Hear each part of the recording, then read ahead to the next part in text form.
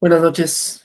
Gracias por su asistencia en esta tercera sesión que tenemos nosotros, o bueno, que tienen ustedes conmigo.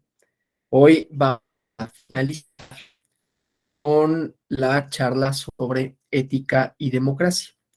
Ya hablando, o habiendo hablado más bien, de la ética y estas relaciones, primero con la otra edad, ¿no? Cuando hablábamos el día martes, ¿no?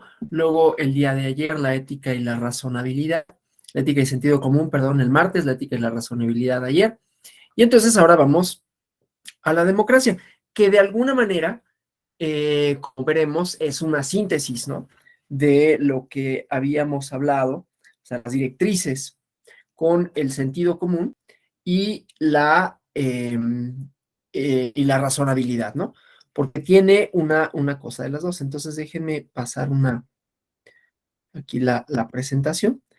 Tiene los dos componentes, ¿no? En este caso. Vamos a ver que la democracia, primero, o sea, la democracia a lo que vamos a llegar es que es una directriz para el quehacer ético que va a ampliar entonces el universo, no solo cognoscitivo, ¿no? No solo lógico de las personas, sino el universo discursivo, ¿no? Y para ello, pues necesitamos el reconocimiento de la democracia como una relación social. Eso por un lado. Y por el otro lado, a la democracia como una directriz, ¿no? Como una directriz. Ahorita vamos a ver una idea con relación a esto. Entonces, que se vuelve una directriz en las sociedades para conjuntar ese tipo de relaciones sociales, ¿no? Bueno, entonces, hablando de democracia, o cuando hablamos de democracia, normalmente nos referimos a una parte acotada. No que no exista, no que no sea importante, pero solo un componente, perdón, voy a hacer grande la presentación, solo un componente de la democracia aparentemente nos preocupa, ¿no? Inclusive es materia de debate público este componente, que no es toda la democracia, por más que sea fundamental, que son los procedimientos. Los procedimientos están bien, son necesarios, así como son necesarias las autoridades para garantizar la legitimidad en los encargos públicos, los encargos políticos. El poder político en las democracias se legitima mediante los actos de constitución de ese poder que pasan por las urnas, ¿no? Ya saben ustedes, ¿no? Que no todos los regímenes políticos se legitiman de manera democrática. Esto fue un problema, por ejemplo, que vio Maquiavelo cuando escribió El Príncipe, de pensar cómo el mantenimiento del poder y con ello la construcción de legitimidad está íntimamente relacionado en cómo una persona llega al poder, ¿no? O sea, también vamos a ver cómo la democracia regula, limita el conflicto, ¿no? Pero bueno, entonces, decía, para Maquiavelo era importante ver la forma en que dependiendo, más bien, era importante ver cómo dependiendo de la forma en llegar al poder, estaba también la manera en conservarlo, ¿sí? Y esto no tanto, no era tanta la idea maquiavélica, esto que luego nosotros pensamos como Maquiavelo, medios para fines, conservar el poder a como dé lugar, ¿no? El tratado para ser un político desgraciado y no morir en el intento. La realidad es que él no le preocupaba eso, le preocupaban cambios que observaba, ¿no? En el quehacer del Estado y le preocupaba también el orden social, ¿no? ¿Y por qué? Porque cualquier régimen político que sea será eficaz y tiende a mantener un cierto orden, ¿no? La idea del Estado, si somos jovesianos o si somos rusonianos o si somos durkheimianos, no importa, o sea, cuál sea el fundamento del Estado. La idea del Estado es preservar un cierto orden de cosas, es proteger, dice Locke, la propiedad. Yo no estaría tan de acuerdo que ese sea el objetivo del Estado, pero dice Locke que sí, para eso se constituye. Preservar la soberanía popular, preservar a la comunidad política, Rousseau, o preservar al Estado mismo, limitando la libertad, utilitarismo, por cierto, ¿no? La libertad de hacer lo que sea, ¿no? La libertad de aumentar mi felicidad a partir de mis propias capacidades físicas, independientemente de los otros. No, o sea, es un principio utilitarista que ya habíamos visto el día de ayer, cómo trataban de resolver esa parte de no son solo personas que actúan egoístamente y cómo entonces el fundamento del Estado, ya no nada más hobbesiano, sino equilibrar desigualdades, ¿no? Luego lo que critica al respecto Rawls con el velo de la ignorancia, no sé si sea no estoy muy convencido de la idea rawlsoniana, pero bueno, el chiste es que es una preocupación por el fundamento del poder, su ejercicio y su legitimidad, ¿no? Insisto, un problema que no nada más se resuelve con la democracia. Lo que pasa es que la democracia lo resuelve de una manera peculiar y lo resuelve de una manera, me parece, no solo eficaz, sino inclusive deseable. Y ahorita vemos por qué. Y no deseable solamente por los procedimientos, aunque sean una parte, ¿no? No deseable únicamente por los resultados, aunque también sea por los resultados, sino porque garantiza, ¿no? Garantiza unas ciertas reglas de convivencia. Bueno, entonces, pues, cuando hablamos de relación social en la democracia, entonces estamos hablando necesariamente de comunidades políticas, ¿no? Y entonces esa relación social o esas relaciones sociales democráticas están atravesadas por la ética, pero ¿cuál ética, no? La ética del imperativo categórico, la ética del utilitarismo, la ética, o sea, vamos a ver cómo cada corriente filosófica da una respuesta distinta. Y aquí la respuesta que yo voy a intentar dar va a ser una síntesis, porque no es tanto la importancia de cuál sea la corriente filosófica que diga de dónde proviene, cuál es el fundamento del quehacer ético o cuál es el fundamento del deber ser. ¿Sí?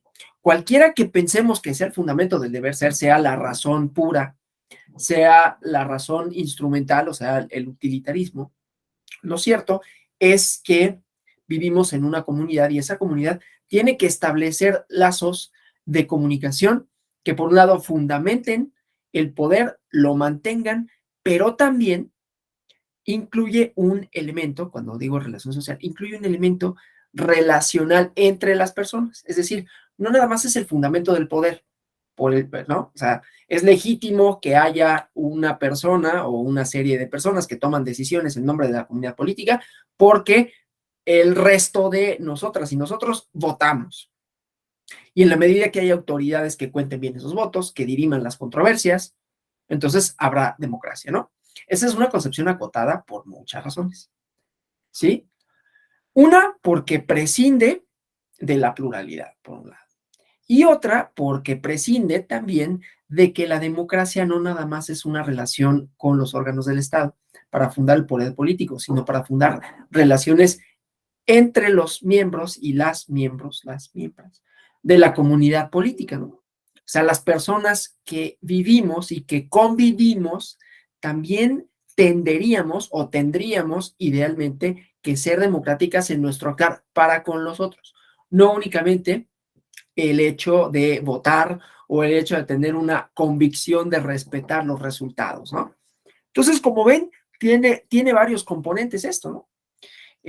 Tiene varias aristas y voy a tratar de, en la medida de lo posible, referirme a todas ellas, desde sí, referirme a la parte del gobierno, pero referirme también a las relaciones sociales y esto que están marcadas por la ética, ¿no? Entonces, hay muchos componentes, ¿no? Entonces, la premisa es esa, ¿no? No solo son procedimientos, son relaciones sociales que están atravesadas por la ética. Entonces, a partir de esto, hay que diferenciar a la democracia, ¿no? O sea, hay que decir qué es lo que la compone. Yo no sé si alguien más, seguramente alguien más ha propuesto algo similar a esto, pero bueno, dentro de mis líneas de investigación se encuentra esta parte, ¿no? Que la democracia supone una manera de organizar el conflicto a partir de normas y valores. Esto quiere decir que el conflicto también importa, impacta, atraviesa las relaciones sociales, ¿sí? Pero vamos a hablar del conflicto desde varias perspectivas. Primero, desde un punto de vista del Estado, ¿no? Ya lo abordamos un poco, porque si decíamos, hay otras opciones políticas, por un lado, hay otras posibilidades de entender el mundo, por otro lado, ¿no? El sentido común.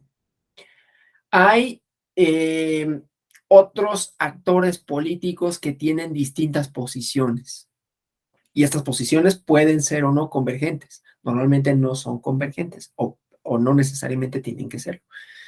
Entonces, el problema de la democracia, entre otros, es que ya no son solo procedimientos, sino que tiene otro componente que es la ciudadanía. Pero la ciudadanía contemporánea no es homogénea, ¿no? Quizás nunca lo fue, pero conforme van surgiendo las y los otros individuos que van teniendo participación política, van ganando espacios de representación, de gobierno, entonces se vuelve no solo más plural la sociedad, sino que se vuelven más evidentes que hay posiciones distintas, que cada uno defiende. Por eso no es menor el reconocimiento que de ello hace Rawls, más allá de que no sé si lo resuelva de la mejor manera cuando habla del velo de la ignorancia, pero dice el reconocimiento de que puede haber antagonismo, ¿no? Eso, desde un cierto punto de vista, pues se cristaliza en las opciones políticas, ¿no? Los partidos políticos, ¿sí? Los partidos políticos supuestamente o idealmente, no sé si idealmente, pero podría ser, ¿no? Presentan plataformas en torno a lo que definen como problemas y cómo hacerles frente, ¿sí?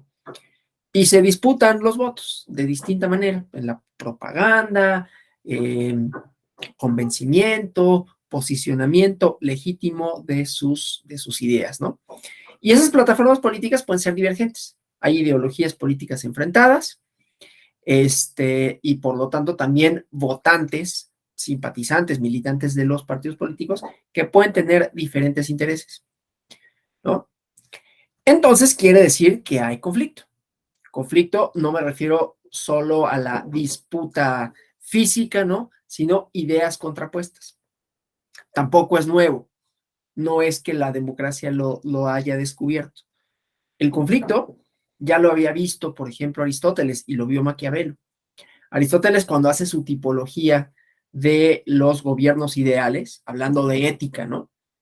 Hablando de ética, cuando Platón y Aristóteles, sobre todo ellos, se preocupan por el gobierno ideal, Platón dice, ¿quién ejerce el poder y cuál es su fundamento, ¿no? Y la mejor forma de gobierno es la república, porque es la que, donde gobiernan los filósofos, los mejores, una especie de aristocracia. Pero él dice, no es aristocracia porque no es una casta, ¿no? No es que provengas de una estirpe en donde lo mejor está definido por la familia de la que provienes, sino por tu capacidad. Entonces puedes haber nacido en cualquier lugar, de cualquier familia y tener esa capacidad, ¿no? Luego está la timocracia, que es una cosa como lo espartano, ¿no? La sociedad espartana, en donde pues lo que impera es el orden militar, ¿no? Y luego ya va bajando, ¿sí? Que si la aristocracia, que si la democracia, no la tienen un muy buen concepto. Pero bueno, el chiste es que ahí hay un fundamento de deber ser, pero en función a quién ejerce el poder y cómo lo ejerce. Aristóteles, por su parte, lo que sostiene es que el quehacer ético está determinado por qué tan virtuoso es o la persona o el grupo de personas que gobierna. Si son virtuosos, y entonces tiene las formas buenas de gobierno, a partir del análisis que él hace de las constituciones, ¿no? Dice, serán buenos desde un punto de vista ético, y ahorita vemos cómo eso es problemático, ¿no? Pero bueno, desde un punto de vista del deber ser, ¿qué es lo que deben hacer idealmente los gobernantes? ¿Sí? Entonces tendremos monarquías, aristocracias o politeías. Las monarquías, pues es el rey virtuoso. Si pierde la virtud o deja de serlo, entonces se convierte en una tiranía. No por el fundamento del poder, sino por cómo lo ejerce. Si por su parte tenemos una aristocracia que pierde el deber ser, pierde el buen hacer en el gobierno, entonces lo que vamos a tener es una oligarquía. gobierno de pocos, pero gobiernan mal. Y por su parte, la politeia implica la síntesis del conflicto entre quienes tienen y quienes no tienen, o sea, quienes tienen poder económico y quienes no tienen poder económico, ¿sí? No está pensando en términos marxistas, pero sí veía que los plebeyos y los ciudadanos que ocupaban una mejor posición económico-social tenían intereses antagónicos o podían tenerlos. Entonces, había que equilibrarlo. Mucha de la filosofía aristotélica está basada en el equilibrio, ¿no? Bueno, y entonces para equilibrarlo, pues había que representar a unos y otros y que se limitaran unos y otros, ¿sí? Y la parte mala, es decir, cuando esos equilibrios se rompían, entonces era la democracia. O sea, la democracia en los antiguos no era necesariamente algo ideal, ¿sí? No lo era para Platón y no lo era para Aristóteles, por lo menos, ¿no? Bueno, el chiste es que reconoce Aristóteles, eso es lo que me interesa, que puede suscitarse conflicto. Sucede en Roma, ¿no? Cuando Maquiavelo escribe los discursos de la primera década de Tito Livio, pues igualmente observa que había instituciones romanas que eran producto de la diferencia, ¿no? Los romanos, ya saben, Roma se funda con un poco el mito, ¿no? De Rómulo y Remo, que da nacimiento a una monarquía. Luego Tarquinio, después de 7 reyes, el séptimo rey, Tarquinio el Soberbio, cae. Hay muchas versiones con relación a esto, de cómo y por qué cae, si fue un paulatino proceso de desgaste o no, pero el chiste es que cae y pues va fundándose una especie de república en donde no era una república como la conocemos ahora, ¿no? Porque casi todo el poder estaba en manos de los patricios, ¿no? Que eran de las tribus que habían fundado a Roma. Entonces, lo que sucede es que los plebeyos en algún momento se rebelan, recién casi fundada la república, se rebelan y se van a otro lugar con la amenaza de que van a fundar su propia comunidad, ¿no? Y la síntesis de eso, o sea, como producto de conflicto, recuerden, es un antagonismo y desde una cierta perspectiva hegeliana supone una tesis, una síntesis, perdón, una tesis, antítesis y síntesis, ¿no? Que puede ser conflicto, ¿no? Puede ser, unos tienen una posición, otros otra, y como resultado tenemos algo, ¿no? Entonces, en el caso de Roma, pues ese antagonismo que puede existir y esa solicitud o esa necesidad de participar en la toma de decisiones, en el ejercicio del poder por parte de los plebeyos, da como resultado en esa oposición los tribunos de la plebe, ¿no? Entonces, lo que me interesa es que los dos autores ven el conflicto como algo propio de los órdenes políticos, ¿no? Ya no hablemos de Marx, porque él también ve el conflicto con otro tipo de oposición, ¿no? Entre quienes tienen los medios de producción y quienes carecen de ellos y solo tienen su fuerza de trabajo. Y dice, la dialéctica de las sociedades se da por estas relaciones de dominación, dominados y dominantes, ¿no? En cualquier tipo de manifestación, y él se dedica a describir, a analizar, a pormenorizar cómo es que sucede en el capitalismo, ¿no? Y bueno, ya toda esa teoría muy interesante que viene en el Capital, y esta cosa, el conflicto que también está en el manifiesto del Partido Comunista, ¿no? A mí lo que me interesa de esto es decir, que ha habido autores y autoras que han reconocido que el conflicto no solo es algo imprescindible, ¿no? O sea, nos guste o no, ahí está, porque hay distintas posiciones. Por eso, pues, el liberal aquí, Rawls, trata, bueno, pero hagamos de cuenta que no, y entonces tenemos el velo de la ignorancia para hacer como que eso no influye y no vamos a orientar nuestras decisiones ni el fundamento del contrato social con base en la posición que ocupamos, ¿no? Una forma un poco ingenua quizás de prescindir de esto, porque durante mucho tiempo, y eso ha sido una cosa que ha marcado como el derrotero de la democracia contemporánea, se pensaba que el conflicto era algo indeseable, ¿no? Y que entonces había que prescindir de él, ¿sí? En los años posteriores a la Segunda Guerra Mundial, ya con el advenimiento de la democracia liberal, ¿no? Como forma de escoger autoridades, porque era sobre todo eso, de legitimar un orden político. Entonces, hay quienes piensan, y todavía lo sostienen, ¿no? Que las ideologías, que las posiciones han dejado de importar, porque más bien estamos buscando como el votante medio, ¿no? Es decir, aquel que no tiene un compromiso necesariamente ideológico fuerte, una posición antagónica, sino que busca pues un quehacer gubernamental que más o menos responda con ciertos intereses y con ciertos procedimientos, ¿no? Está en la tesis del fin de la historia, ¿no? De Fukuyama, que pues él justamente cuando cae el muro de Berlín, lo que dice es, pues ya la historia va a ser muy aburrida porque ya no hay conflicto, ¿no? Ya todo se va a resolver por una vía electoral, que pues en realidad no hay mucha diferencia entre partidos políticos, pero pues estaba equivocado. Tan equivocado estaba que vienen los ataques a las Torres Gemelas, que viene el nacimiento de los nuevos partidos de la derecha y de la izquierda que van disputando los espacios que habían dejado los otros partidos, ¿no? Eso es lo que me interesa en términos de conflicto político electoral, en donde vuelven a importar las posiciones, ¿no? En donde vuelve a importar la idea que se tiene de construcción de la cosa pública, ¿no? En donde ya no nada más es una decisión técnica, sino que vuelve a colación la reivindicación de la sociedad política y de lo político como el fundamento del quehacer del Estado, ¿sí? Esa es una forma de conflicto entre, digamos, permítanme, voy a, es que, es que veo, no, estamos bien, lo que pasa es que me entran WhatsApps y entonces yo luego veo, porque no, ahorita estaba viendo nada más mi presentación y luego dije, ¿qué tal que me quedo sin conexión? Y yo sigo hablando, luego me pasa, ¿no? Que me quedo sin conexión y yo sigo hablando y entonces no me doy cuenta. Por eso luego aquí le pongo esto de ver pantalla y así para que los pueda ver acá, ¿no? Entonces, bueno, ese es un tipo de conflicto que es los partidos políticos tienen intereses diversos.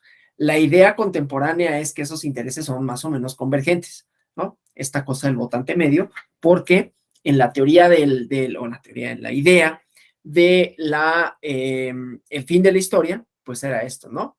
No hay antagonismos ya como propiamente hablando, triunfó la democracia liberal, y con ello, pues todo el mundo tenemos una idea muy semejante, ¿no? Y los partidos políticos se asemejan los unos con los otros. Insisto, estaba bastante perdido en su tesis Francis Fukuyama, y lo cierto es que vuelve a importar, ¿no? Vuelve a importar la parte conflictiva, las posiciones, los intereses. Pero además, el conflicto no nada más es entre partidos en ese sentido, ¿no?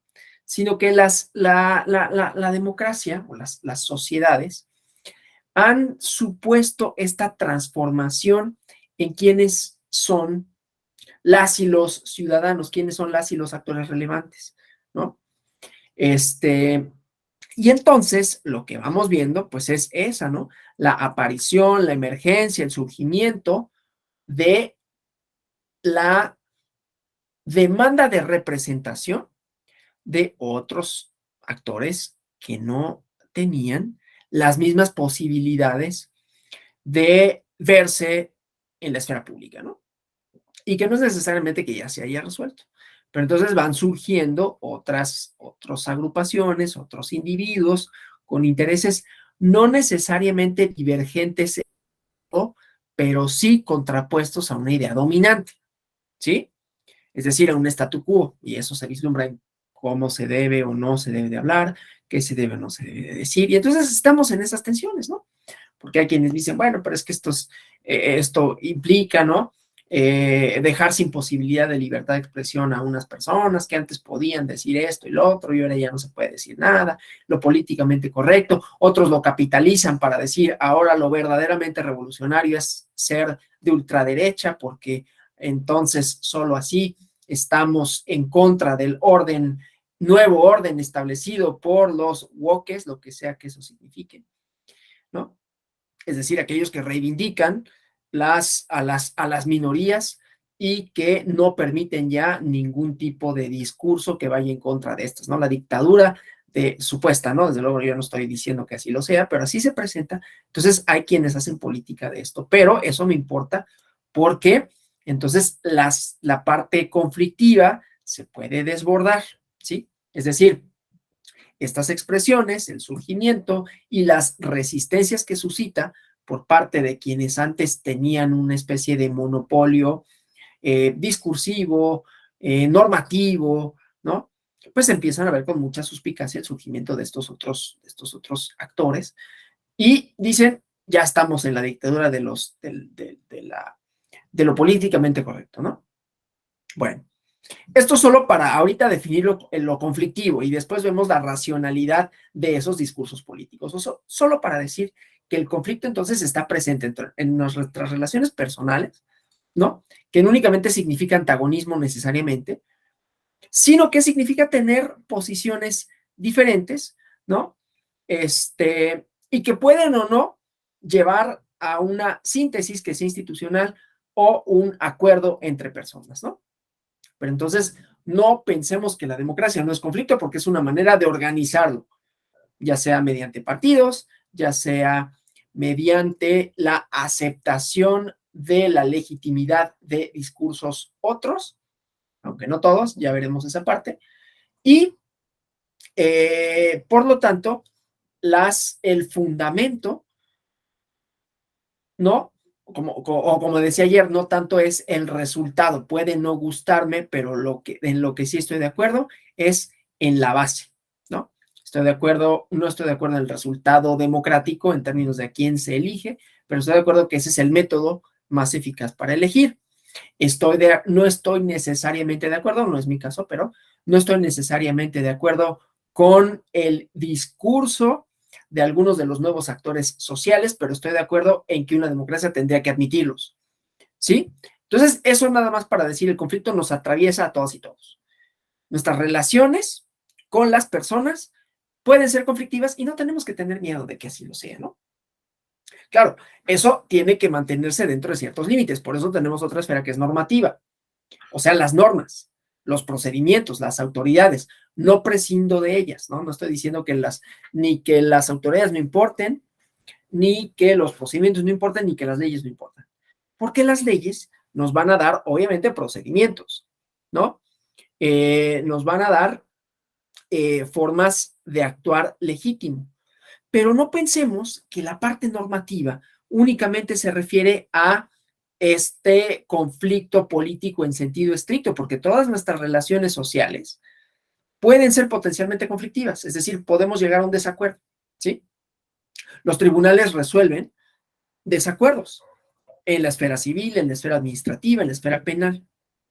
Y la norma, entonces, está ahí justamente para organizar el conflicto de distinta índole, ¿sí? Entonces, la parte normativa es la arquitectura jurídica con la que cuenta una determinada sociedad para gestionar el conflicto. Pero esa arquitectura jurídico-constitucional no es por sí misma democrática nada más por derivar de procesos democráticos, ¿sí? Tenemos que problematizar mucho la parte de qué es lo democrático. Si lo democrático son solo procedimientos, como teníamos en la anterior lámina, ¿no? Si lo democrático solo son procedimientos, ay, ¿dónde estoy? Es que tengo acá. Si lo democrático son solo procedimientos, entonces el contenido de la norma será democrático si se respetan los procedimientos. Pero estoy hablando del contenido de la norma y estamos hablando de relaciones sociales. Las normas fundan, legitiman, reproducen relaciones sociales. Voy a poner ejemplos, desde luego, ¿no? No nada más se trata de hablar en sentido abstracto. Ustedes piensen en ya hablamos ayer que si la familia, que si el matrimonio. Bueno, esas son instituciones que hacen referencia a tipos de relaciones sociales legítimas, ¿no? Si es legítimo o no que una familia se componga por dos hombres o dos mujeres. Si es legítimo o no que una persona pueda separarse de otra, así como lo escuchan, ¿no? No sé, creo que ya lo había dicho el martes, ¿no?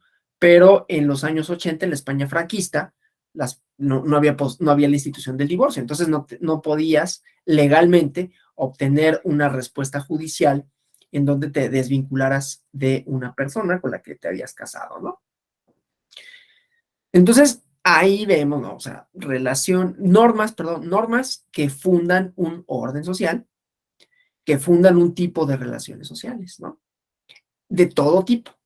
Pensemos en la ley penal, ¿no? Que es la manifestación más concreta del poder punitivo del Estado.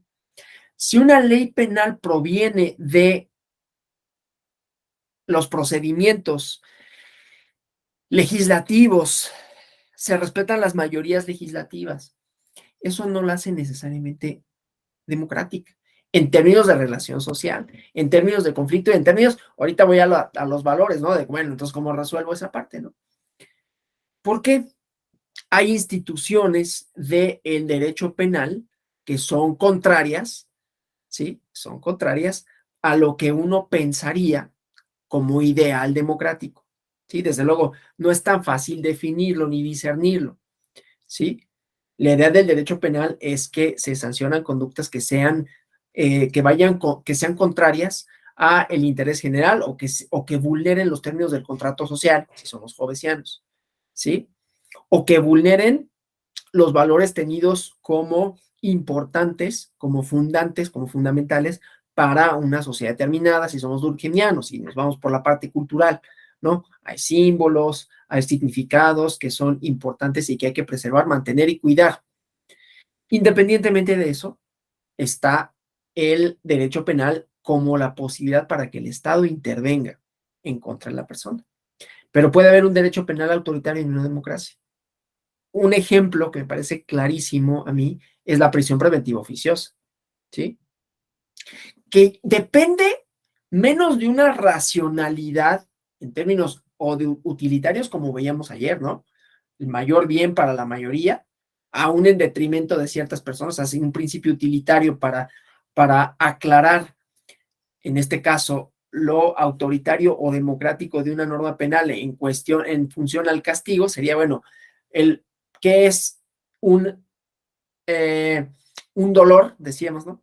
Que le produces a los delincuentes para beneficio de la mayoría. Ahí hay un principio de utilidad, ¿sí?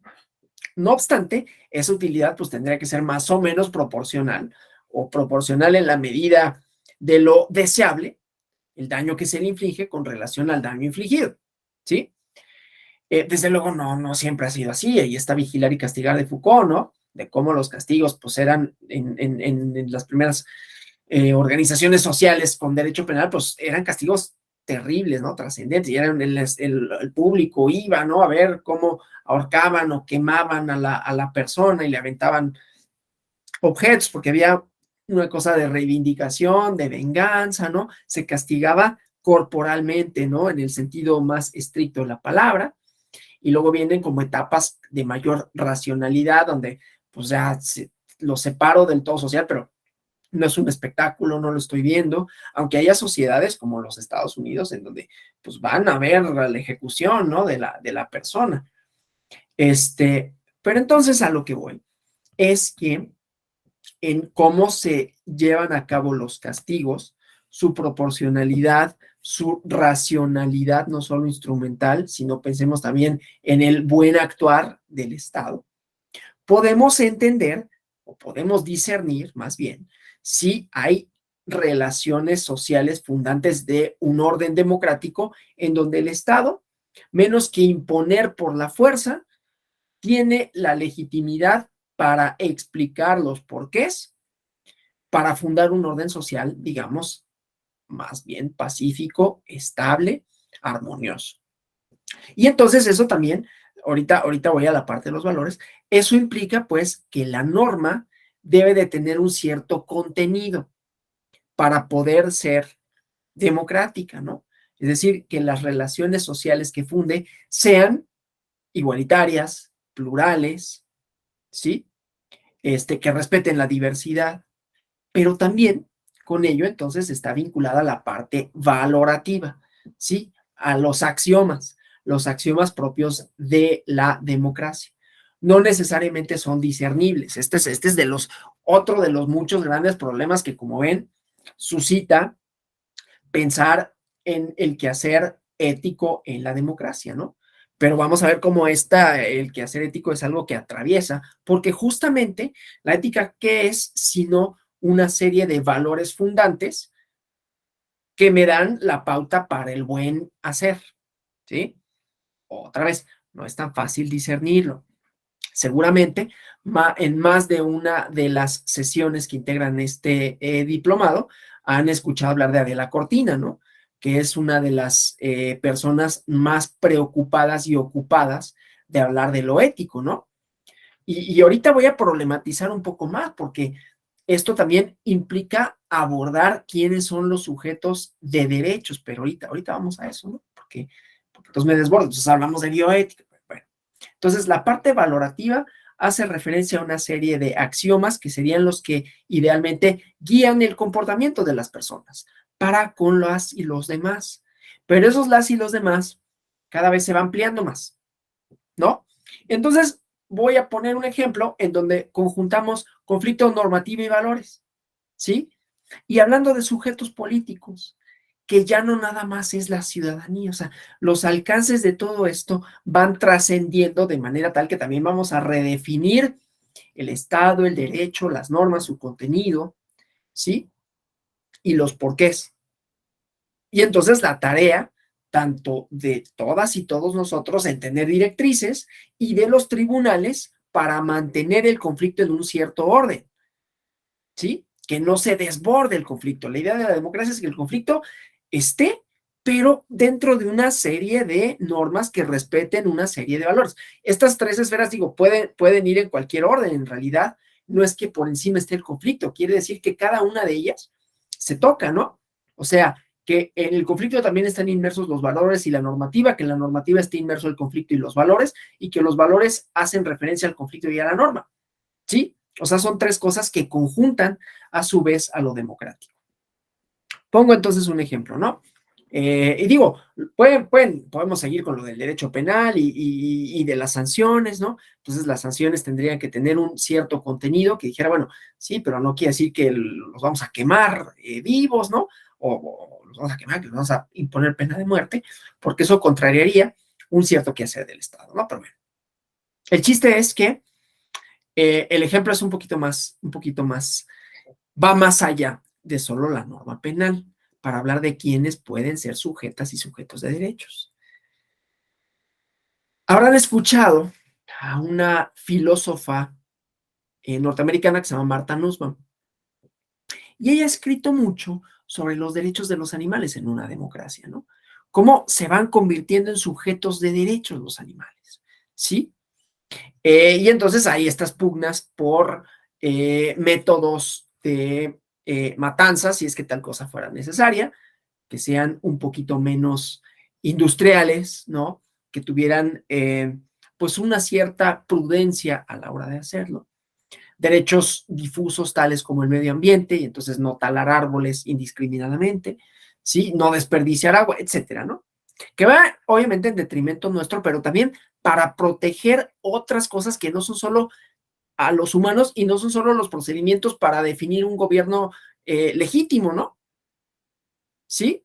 Sino para admitir a otros sujetos, por un lado, primero, ¿no? De emergencia de los colectivos distintos, pero luego para hacerlo extensivo a otras especies que no tienen cómo instaurar un procedimiento para defender derechos, no obstante ser titulares de los mismos, ¿sí?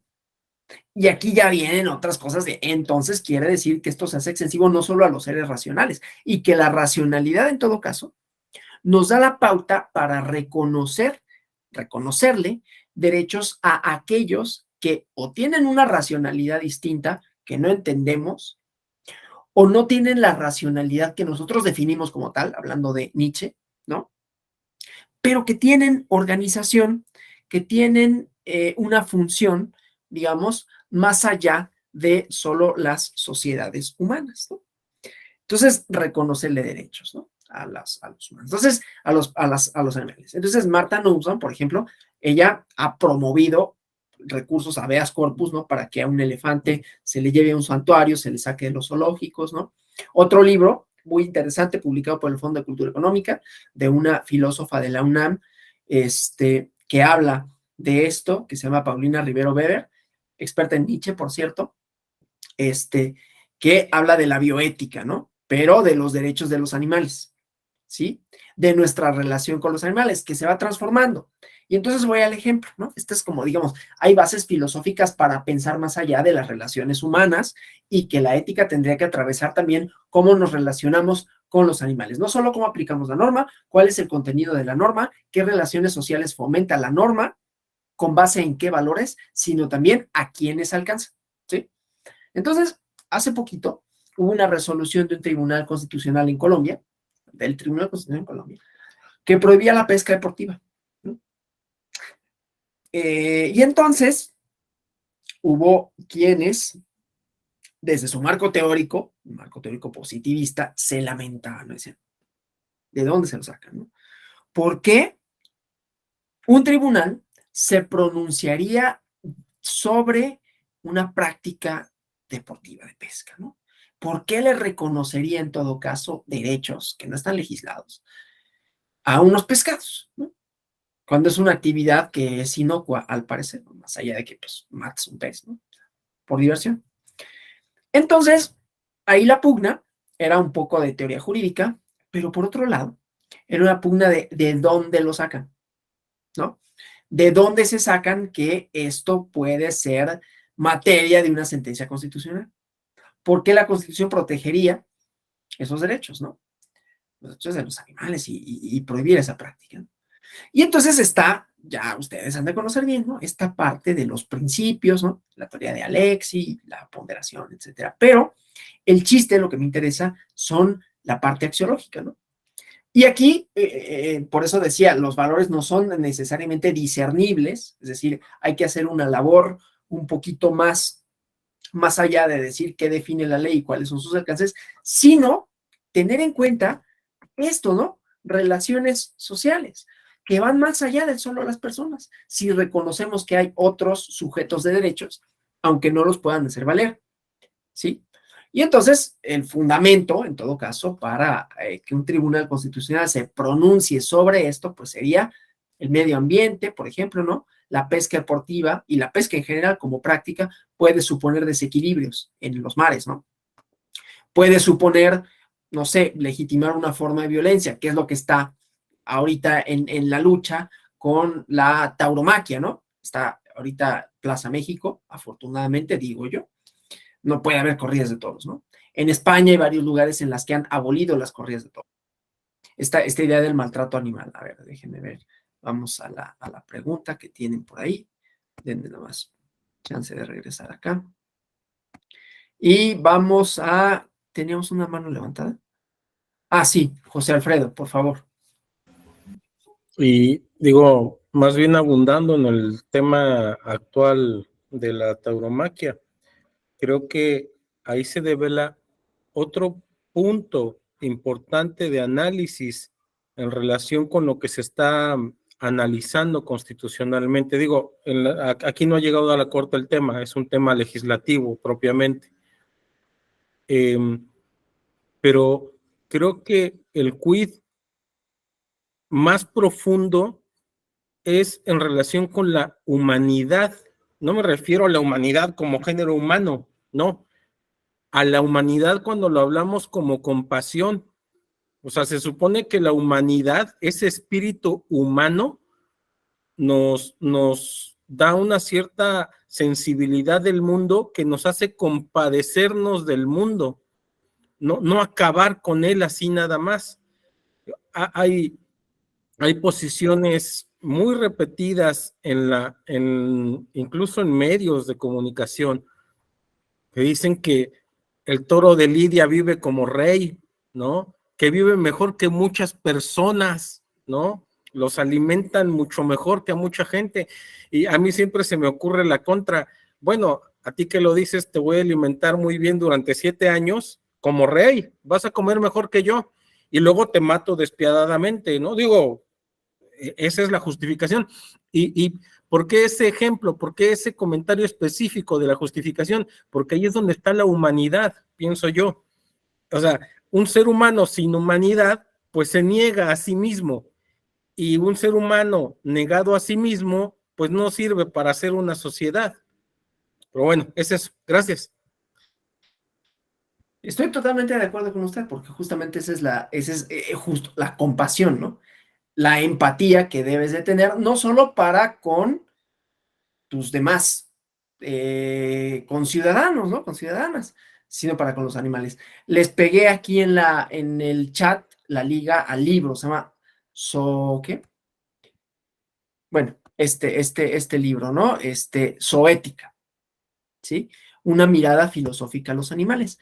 Pero voy a compartirles es un videito muy chiquitito de una intervención justamente de Paulina Rivero Weber, que platica con la ministra Luna Ramos. Voy a cerrar mi micrófono, ¿no? Para no viciar el sonido y les comparto esto.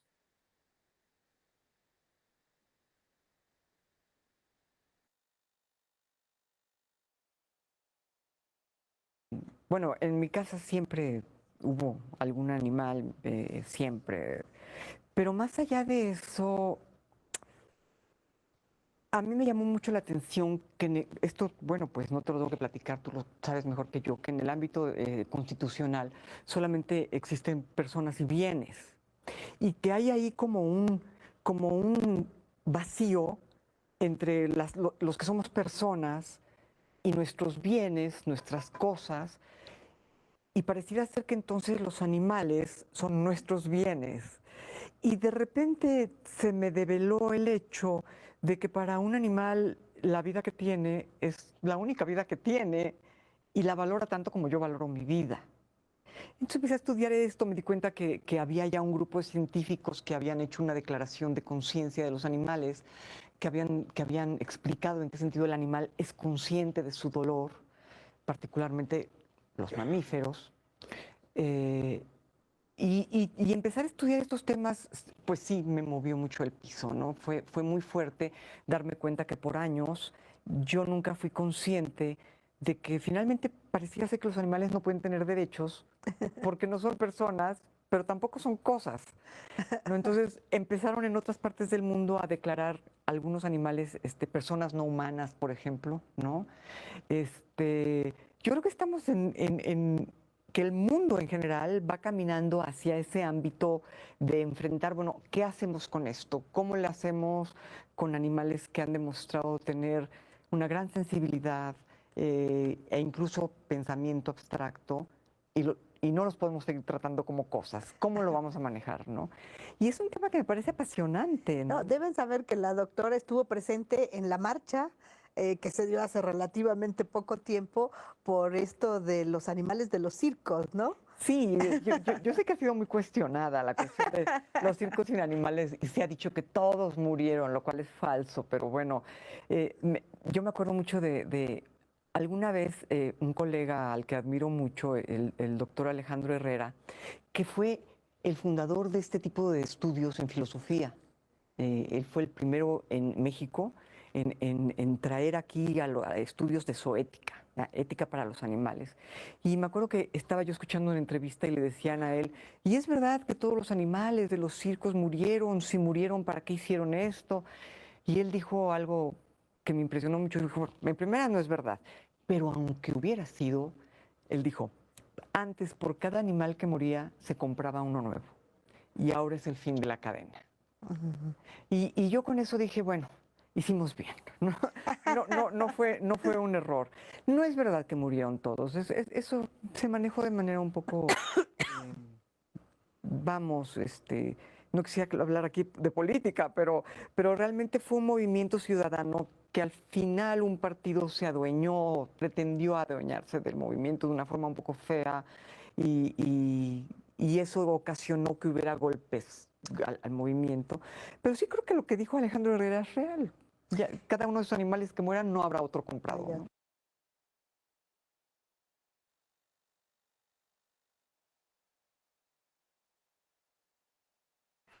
Bueno, eso nada más para hablar de la extensión, ¿no? de quienes pueden ser, en todo caso, en una democracia, sujetos de derechos, ¿no? Y digo énfasis en lo democrático, porque entonces estamos reconociendo que sí es este el medio, o sea, volviendo a lo del utilitarismo, volviendo a lo de Rawls, ¿no? Podemos estar no de acuerdo en el resultado, pero sí en el fundamento de el quehacer tanto del Estado como de las personas, ¿no? Y además implica la divergencia. Ahora, eso no quiere decir, voy a volver a la presentación, que toda divergencia sea por sí misma legítima y esté bien, ¿no? Volviendo a el conflicto y a la idea de que hay un cuerpo normativo que hace referencia a valores, que reconoce el conflicto dentro de ciertos límites, o sea, la norma y los valores limitan al conflicto, ¿sí? Es decir, no todo conflicto por serlo quiere decir que esté bien. Por eso lo regulamos, ¿no? Por eso podemos decir, por ejemplo, bueno, tienes que acudir a tribunales para obtener una respuesta, ¿sí? No te puedes hacer justicia por propia mano. Bueno, esa es una idea democrática, una idea del Estado. No necesariamente solo los estados democráticos reconocen eso, porque el fundamento de ser del Estado, aún el hobbesiano, es no a la violencia privada, ¿no? Pero en un Estado democrático, pues habrá jueces competentes para ello, ¿no? No estamos en el estado kafkiano de quién sabe por qué me acusan y de qué, y el procedimiento no es inteligible, ¿no? Entonces, al final no entiendo nada y resulta que me matan, ¿no? Sino que, pues más o menos están delimitadas funciones, competencias, hay una legitimación a la hora de resolver, porque quienes resuelven lo hacen de conformidad con valores y esos valores se vislumbran en las sentencias y están presentes en la argumentación, ¿sí? Eso no quiere decir que todo conflicto que se lleve a cabo en las sociedades democráticas es por sí mismo democrático, así como no toda norma por el hecho de pertenecer o de ser producto de los procedimientos democráticos es democrática y hay que ver su contenido. Entonces tampoco todo conflicto por sí mismo es legítimo por ser parte del debate democrático, porque, y otra vez volvemos a la democracia como una directriz, ¿no? Porque, y les voy a presentar aquí otro video, porque ya saben que siempre la didáctica pues es más o menos interesante, ¿no? Porque hay una tendencia, ¿no? Ahora de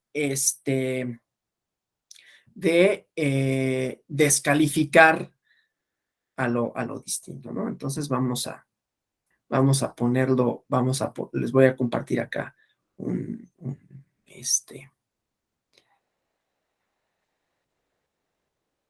es que estoy buscando el que sea, porque hay algunas cosas, ¿no? que son contrarias, entonces, pero no quiero tampoco que sea demasiado largo, ¿no? Voy a ponerles este video y ahorita problematizamos al respecto, ¿no? Déjenme, otra vez, cancelo mi sonido para no viciarlo, ¿no?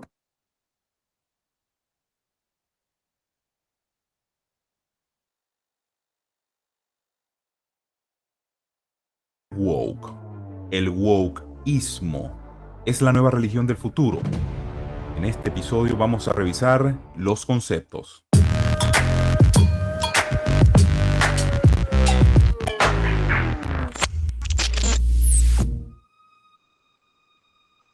Not everybody wakes up happy.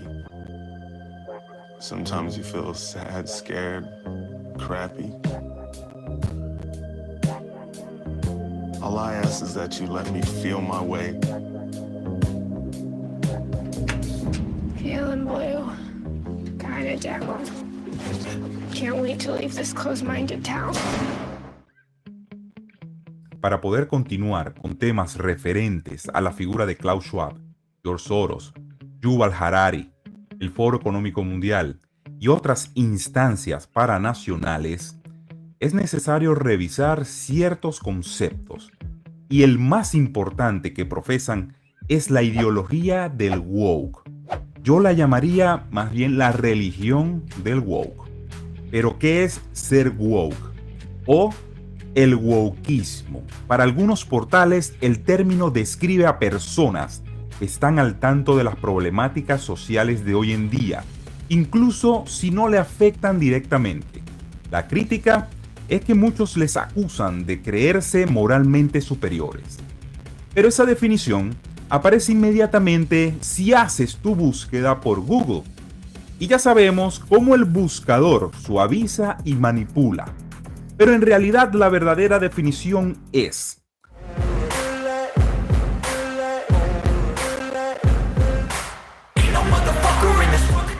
la palabra woke en inglés significa despertó, en pasado simple, pero a nivel cultural significa básicamente estar obsesionado con todos los postulados de la nueva justicia social, es decir, estar obsesionado acerca de la raza, el género, la orientación sexual y quizás el medio ambiente. Pero antes de pasar al origen, repasemos el concepto también de justicia social, acuñado por tantos políticos progresistas para llevar a cabo su propia agenda.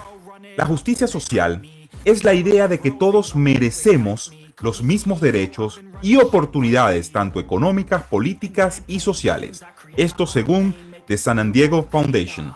También, la justicia social puede entenderse en sentido amplio como la distribución justa y compasiva de los frutos del crecimiento económico. Esto de las Naciones Unidas.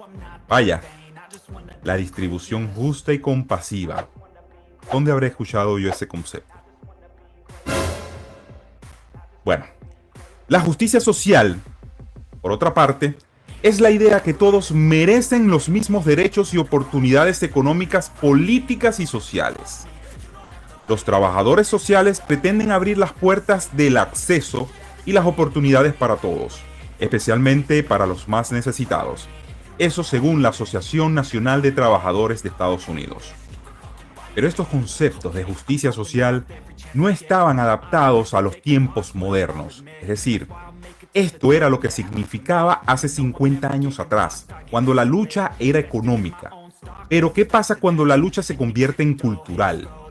La realidad es que la batuta la tomaron grandes corporaciones que fueron infiltradas por la academia, que quieren, a través de esta ideología woke, cambiarnos la realidad y reemplazarla por la posverdad. Sencillamente porque descubrieron una forma de hacer dinero con esta nueva religión. En el origen me centraré en decirte cómo fue que esta ideología se infiltró dentro de todos los espacios de Estados Unidos. Pero como ejemplo, vayamos a ver el video del principio de este episodio. Es un comercial de Burger King y fíjense en estas prácticas corporativas que vienen sucediendo desde hace más de 5 años, donde su producto principal es la política de identidad e identificarse con las causas sociales que hay en estos momentos en Estados Unidos.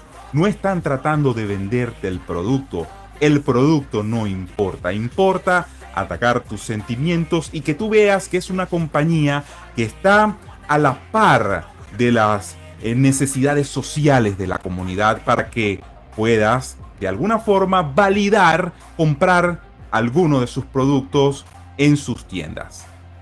Y aquí es donde entra en juego la cultura de la cancelación, donde algunas empresas han sido arrimadas a este tipo de ideologías, temiendo ser canceladas por estas mafias, las mafias woke. Pero bueno, llegaste al final de este video, solamente me queda agradecerte y que la etiqueta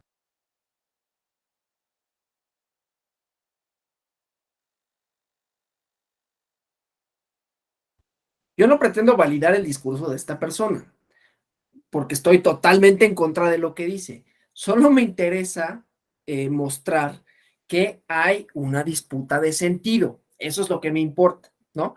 Un conflicto, una disputa de sentido, porque de lo que hemos venido hablando, o sea, si hacemos la directriz de la clase del martes, de la de ayer y ahorita, nosotros hemos estado hablando de la emergencia de nuevos sujetos, ¿no? De relaciones sociales que tienen como legítimas otros sentidos comunes, que aceptan la diferencia y que la democracia tendría que cruzarse con, ya les decía, ¿no?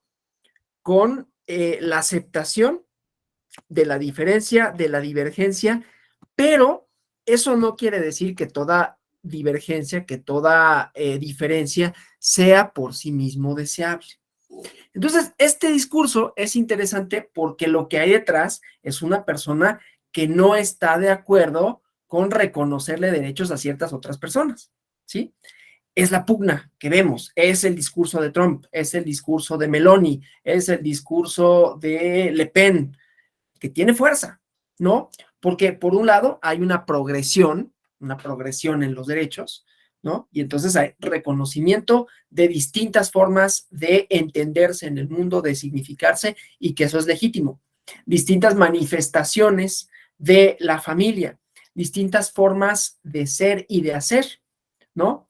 Pero siempre está la posibilidad de que haya reacciones a esto, ¿no? El statu quo, es decir, quienes han tenido el poder discursivo para ser y decir y hacer lo que quieren, pues se ven amenazados, ¿no? Entonces el movimiento de Black Lives Matter es descalificado por, no, dice Trump, todas las vidas importan, no solo las de las personas afrodescendientes.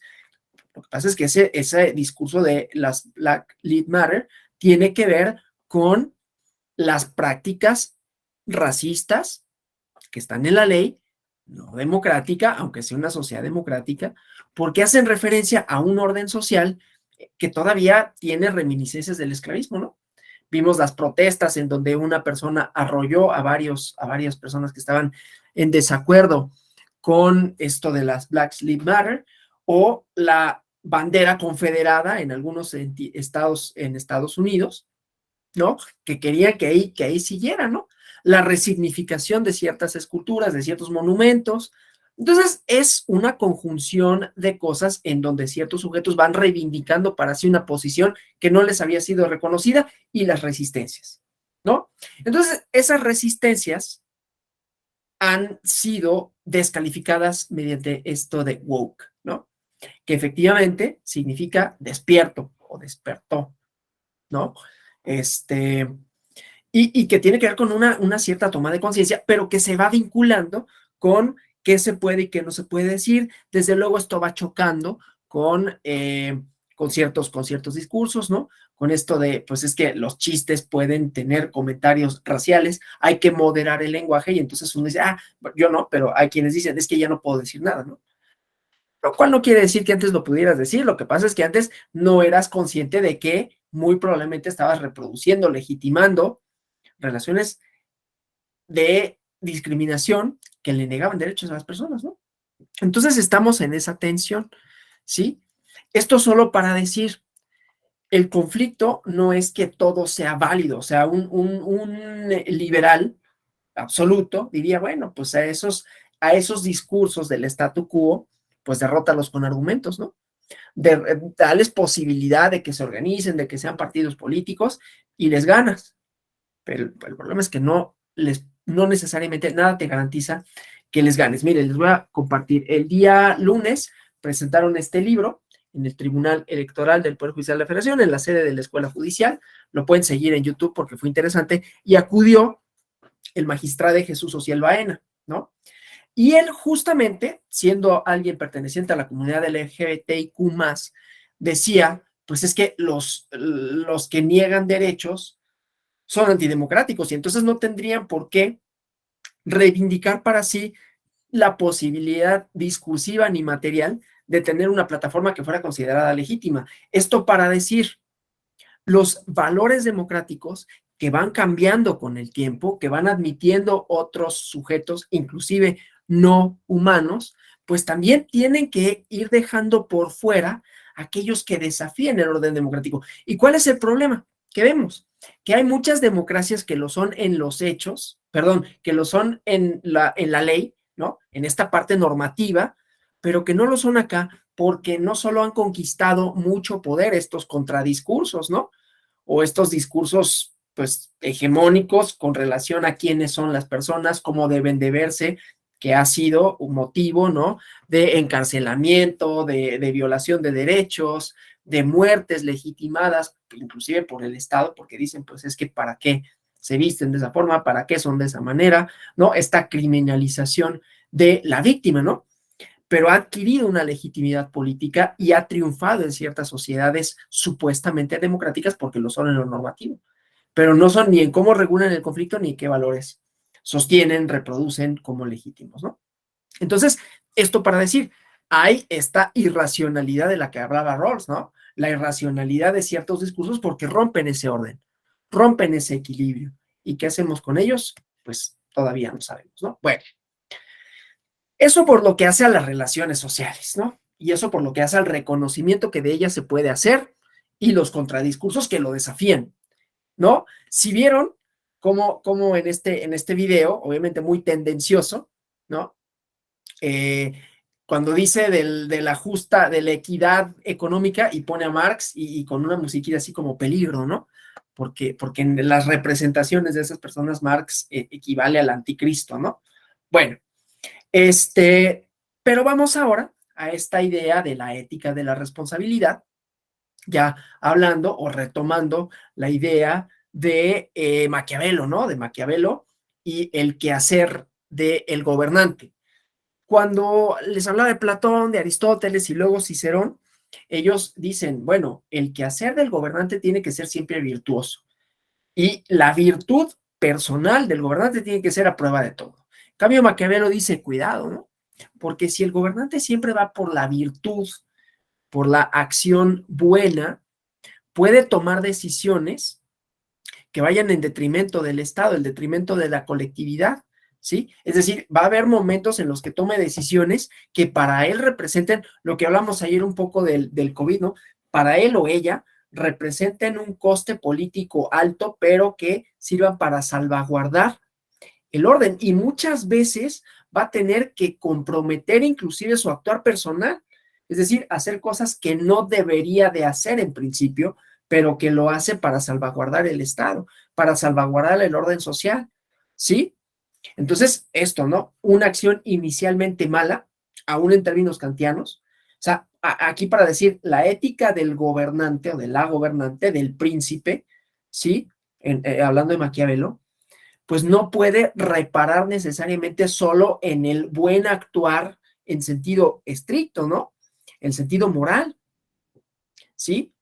Sino que tiene que ver cuáles son sus consecuencias. Aquí, contrario a lo que decía, a lo que dice Kant en el imperativo categórico, ¿no? No importa tanto la acción, no importa tanto las consecuencias, porque esas no siempre pueden ser predecibles, sino los motivos por los cuales lo hago, ¿no? Eso en lo individual está bien, y inclusive en lo colectivo, pero para las y los gobernantes esto puede resultar en que se transgredan órdenes sociales. Entonces, una acción inicialmente mala puede estar justificada si contribuye al bien general, ¿sí? Entonces, bueno, eso con la ética de la responsabilidad. Entonces, esta es la justificación de medios fines, no únicamente esta idea mal, ¿no? Donde se le achaca a Maquiavelo, ¿no? Cualquier medio está bien si se persiguen fines personales, porque él no está hablando, él está hablando de esto, ¿no? Él está hablando de mantener un orden social, mantener un equilibrio, mantener una cierta armonía, ¿sí? Porque obviamente perder el Estado, perder la garantía, perder la legitimidad, no solo implica perder el poder para la persona que lo tiene, implica perder estabilidad, ¿sí? Estados fallidos, ¿no? Estados en donde no solo el Estado no puede imponer un cierto orden, sino que se vuelven una suerte de anarquía, ¿no? Entonces, por eso es que puedes imponer la ley, a veces a la fuerza. Aquí, claro, se trata de cuándo sí, cuándo no y cómo, ¿no? O sea, no es nada más de, bueno, pues es que está justificado porque yo puedo imponerla y entonces la impongo, ¿sí? Aquí siempre puede haber las directrices democráticas de, a ver, hay una manera mejor de hacerlo sin necesidad de utilizar la fuerza, sí, ¿cuál? Y si es posible instrumentarla, ¿no? Porque hay otra cosa para con los gobernantes, ¿no?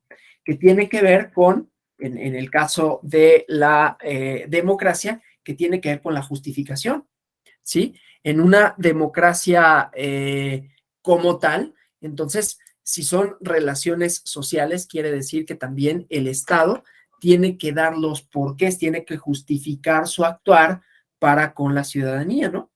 Entonces, estamos procurando relaciones más o menos horizontales, sin que se pierda esa potestad de decidir sin que se pierda el ejercicio del poder, pero el ejercicio del poder tiene que estar justificado. Y esa justificación no tiene que ser nada más pues porque yo soy el que detente el poder y me legitimaste con el voto, sino que tiene que ser por qué tomé esa decisión en particular, ¿no? Entonces están, por ejemplo, los gobiernos abiertos que te dan en su portal y accedes a internet y puedes interpelarlos, ¿no? Esta idea de la libertad de expresión, o sea, tiene como varias otras manifestaciones. Desde luego está la idea del debate público, ¿sí? Y de la responsabilidad, ¿no? Entonces, la ética de la responsabilidad tiene que ver con las consecuencias que pueden sucederse, ¿no? ¿Cuáles son mis posibilidades? ¿Cuáles son mis restricciones? Y con base en eso, ¿cuál es el orden social que yo busco procurar, ¿no? Y otra vez no está claro, ¿no? En China, para contener supuestamente la propagación del COVID, pues se vulneraron muchos derechos individuales, ¿no? Y les daban seguimiento a las personas en sus redes sociales y había castigos graves para quien lo transgredía el orden, ¿no? No estoy diciendo que eso era lo bueno, ¿no? O lo deseable, pero a lo que voy es que entonces tenemos que buscar un equilibrio. Claro, ¿habría una manera mejor de hacerlo? Pues sí, seguramente sí. La fuerza siempre va a ser el último elemento, ¿no? Cuando se te acaban las razones. Porque, insisto, los gobiernos democráticos, China no podría hacerlo, no solo por eso, sino por muchas razones, ¿no? Los gobiernos democráticos están en una permanente justificación. E insisto, no solo por el acto fundante de su poder que puede ser el voto, ¿no? Justifico por qué una reforma electoral y me convence o no, y entonces hay otro órgano que procura que esto, si hay una tensión, o sea, si ese conflicto desborda la normativa, pues entonces hay que regresarlo, ¿no? ¿Cuáles son los valores que procura? ¿Y por qué hay que mantener un cierto orden? No estoy diciendo con esto que todo lo que la reforma plantea esté mal, ¿no? Pero hay una controversia con relación a esto. Y no solo por los procedimientos, sino por el contenido, por cómo vislumbra el conflicto, ¿sí? Y si eso atenta o no contra ciertos valores democráticos de convivencia. Dejen ustedes que si las facultades del INE, lo que sea, de convivencia, ¿sí? Porque lo que hay detrás de cualquier impugnación a una norma es qué tanto cumple con esta parte, ¿no? Qué tanto una norma a la hora de definir un cierto conflicto se adecúa a los valores tenidos como importantes en una sociedad, ¿no? Y si los fines que persigue y las formas en las que trata de instrumentar esa forma de dirimir el conflicto, de resolverlo, inclusive prohibiendo ciertas cosas, es de acuerdo con el orden social deseable y deseado, ¿sí? Y hay muchos ejemplos, ¿no? Regular los espacios de fumadores, regular la comida que consumimos, regular la posibilidad de establecer relaciones amorosas, familiares y las obligaciones que tienen con eso, regular, si es que tal cosa es deseable o necesario, la necesidad de que nuestros órganos de representación cuenten con más personas de un determinado tipo, ¿sí? Pero se vislumbra en todo, ¿no? O sea, no solo en lo político en sentido estricto, sino todo lo que tiene que ver con la comunidad política, ¿no? Entonces, importa más lograr los fines y no las consecuencias. Y entonces, ahora viene la ética individual, ¿no? O sea, ya que hablamos de las relaciones con las personas, ya que hablamos de los sujetos, y entonces, ¿qué pasa con nosotros, no? Tenemos siempre el imperativo categórico como una forma, más o menos, de ir estableciendo nuestra directriz del quehacer, si no somos gobernantes, ¿no? Y viene la parte de la obediencia a la ley, ¿no? Si es justificable obedecerla, por qué sí, por qué no, y entonces volvemos a esta idea de la justificación, ¿no? De la justificación que de la misma hacen primero los o las legisladoras y luego la posibilidad de controvertirla, ¿no? Para adecuarla con los valores, ¿no? Pero alguna vez habrán escuchado de un pensador norteamericano que se llamaba Henry David Thoreau. Él escribió un libro que se llama Sobre la desobediencia civil porque en su momento, o sea, en el siglo XIX, hubo una ley que obligaba a pagar impuestos para financiar la guerra de México contra Estados Unidos contra México, ¿no? Y él estaba en contra de los fines de esa guerra, es decir, estaba en contra de la guerra, como posición, ¿no? Y entonces dice, yo no voy a pagar ese impuesto porque es una ley injusta, porque produce la guerra, ¿no? Produce la violencia en contra de un rival pues más débil, ¿no? Entonces ahí hay una idea de si se puede o no desobedecer la ley, la desobediencia pacífica, ¿no? Y Gandhi, ¿no? Y todas estas personas que desafían un orden, desafían un statu quo, justamente, ¿no? Que tenía como legítimo o ilegítimo una cosa. Habrán escuchado hablar de Rosa Parks, ¿no? Rosa Parks era una niña, en realidad, ¿no? Que quería entrar a la universidad. Y entonces decía, bueno, ¿por qué no? Había esta segregación en un país democrático por procedimientos, ¿no? Donde se elegían los presidentes. Dice, pero ¿por qué no puedo? ¿No? Y promovió e hizo toda una serie de actos para que le dejaran matricularse en la universidad, ¿sí? Que estaba reservada supuestamente para los blancos, ¿no? O que no dejó que se sentara una persona, estaban separados. No, más bien Rosa Parks fue quien no cedió el asiento a un blanco en estos estados del sur donde había ya no esclavismo, ¿no? La democracia norteamericana, que luego es el faro que alumbra supuestamente las mentes de los juristas mexicanos, ¿no? Que dicen la división de poderes, ¿no? Y la Constitución norteamericana. Y se olvidan que la Constitución norteamericana fundó un orden en donde estaba permitida el esclavismo, que los esclavos del sur llegaban a México porque sabían que aquí perdían su estatus de esclavos. Y luego en Estados Unidos quisieron hacer un tratado para, ¿cómo se llama? Extraditar a los esclavos y aquí dijeron no, porque aquí no está permitida la esclavitud y no lo hicieron a pesar de la simetría de poder. Pero bueno, entonces la democracia norteamericana fundaba un orden que tenía a la esclavitud como una de sus directrices, ¿no? Bueno, entonces hay veces, y entonces luego las reminiscencias de esto, pues eran la segregación racial en los estados del sur, siglo XX, ¿no? Entonces está Rosa Parks que no le cede el espacio a un blanco, ¿no? Dice, ¿pero por qué? ¿Por qué te voy a dejar sentar nada más porque tú eres blanco? No. Y entonces pues la detienen, hacen uso supuestamente de la ley, que supuestamente tiene racional, pero que no es democrática, no porque los valores que se tuvieran como democráticos entonces no pudieran definirlo, sino porque establece distintas posiciones, pero las legitima, no solo dice, bueno, existen y entonces hay que dirimir esos conflictos por la vía democrática, por la vía institucional, sino que los reproduce, los legitima y los fomenta, ¿sí? Tenemos una participación. Adelante, José Alfredo. Gracias. En relación con estos últimos ejemplos, ¿cómo evitamos éticamente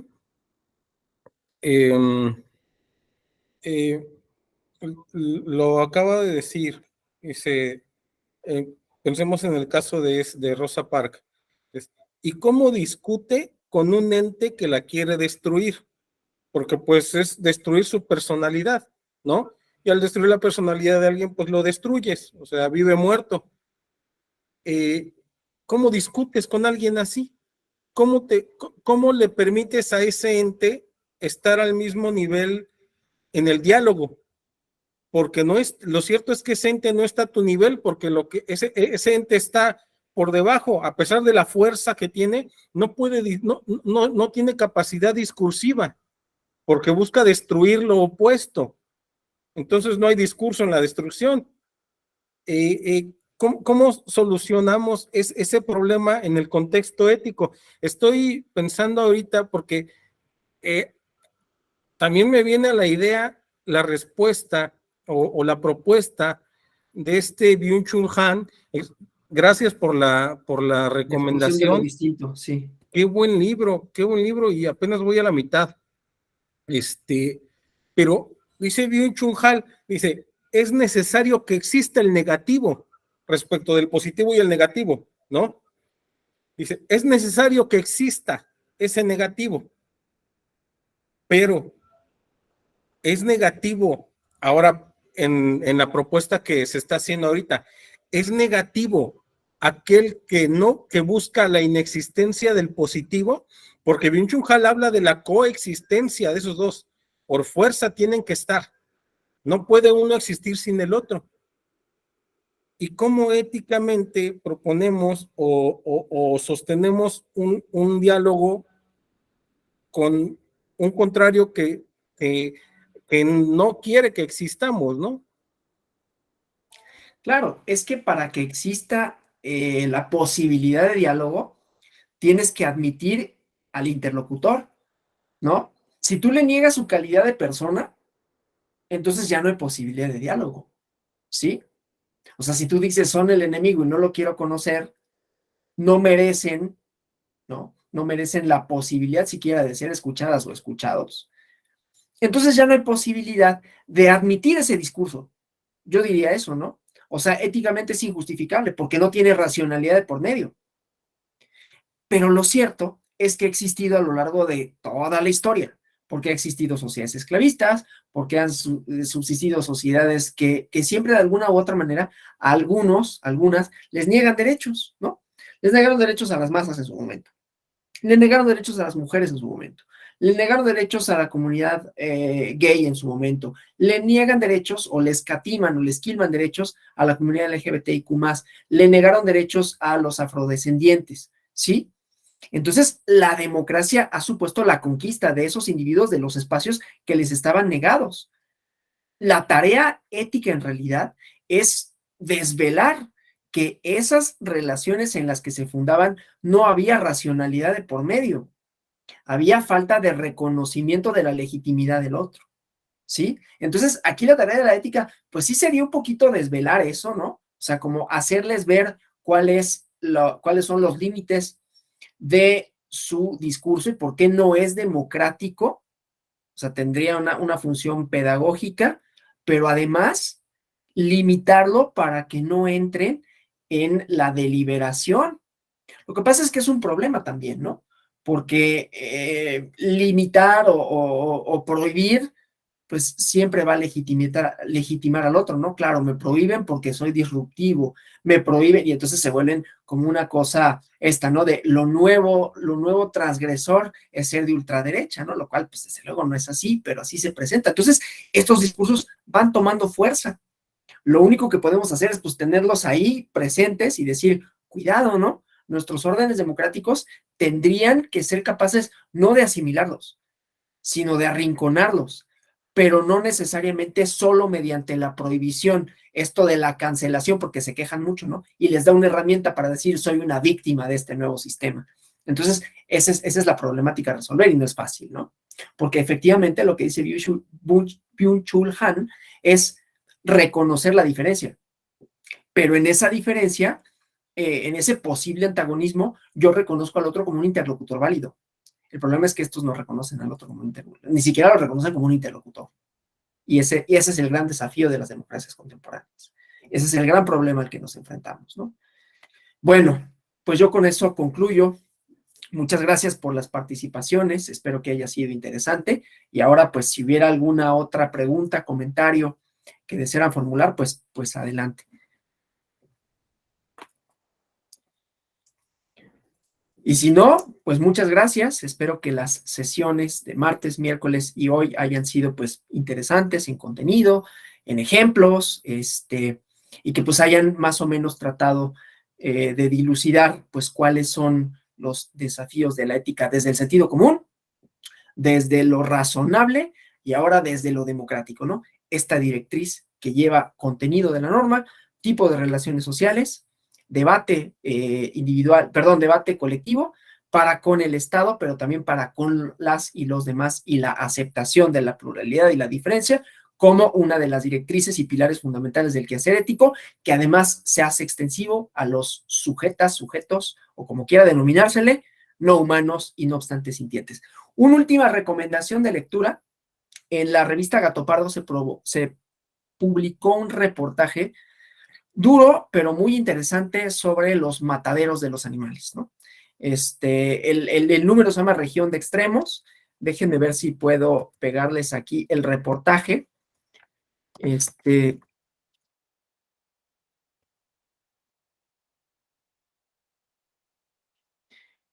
aquí está.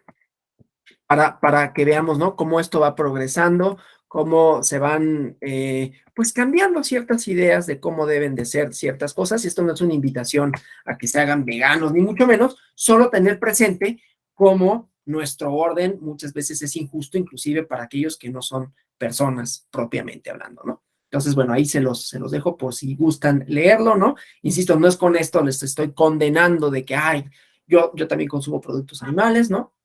Pero simplemente para tener en cuenta todos estos debates y los alcances y las redefiniciones y lo problemático que es, y aún así lo interesante y aún así lo necesario, porque eso sí, la democracia es la única forma de organización social que permite esto, ¿no?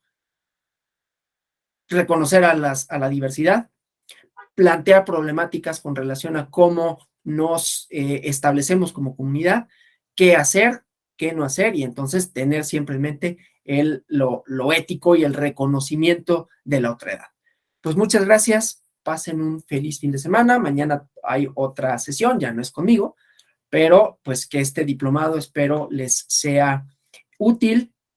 Estas 3 clases en particular, yo las disfruté, espero que para ustedes también hayan sido pues más o menos interesantes y amenas. Muchas gracias y nos vemos la próxima. Hasta luego. Hasta luego, buenas noches. Gracias. Hasta luego.